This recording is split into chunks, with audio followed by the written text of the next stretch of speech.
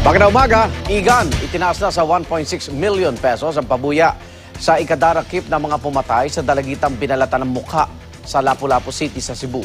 Napag-alaman ng mga otoridad na nawawala rin ang ilang bahagi ng kanyang katawan. Narito ang unang balita.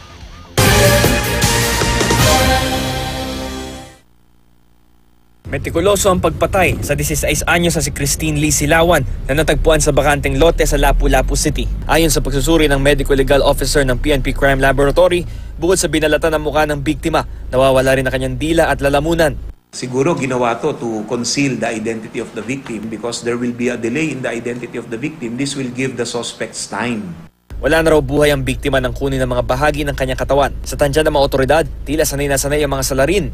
We're hoping we can catch him alive so that he can face the public, the query of the people. How did it happen? Why did he do it? Itinaas na sa 1.6 million pesos ang kabuuang pabuyang alok ng iba't ibang ahensya ng gobyerno at ng mga pribadong individual para sa ikadarakip ng mga pumatay kay Christine. Maging ang mga kaklase ni Christine sa Maribago National High School, di pa rin makapaniwala sa sinapit ng grade 9 student. Walang naglalakas loob na pumwesto sa upuan ng biktima.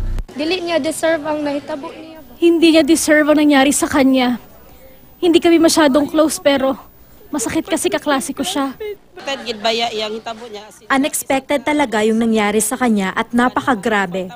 Sinabihan ko yung klase ko na bago tayo magsimula ng klase, mag-offer tayo ng dasal para sa kanyang kaluluwa. Nagpaabot ng tulong ang mga guro at estudyante sa pamilya ni Christine. Doble ang bigat na nararamdaman ng pamilya ni Christine. Nakadagdag pa ang mga memes na kumakala sa social media.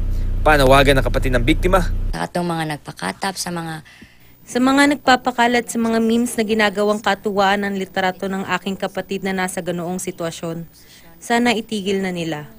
I-report nila ang mga nagpo-post at nagsishare nito. Para sa unang balita, Bam Alegre reporting.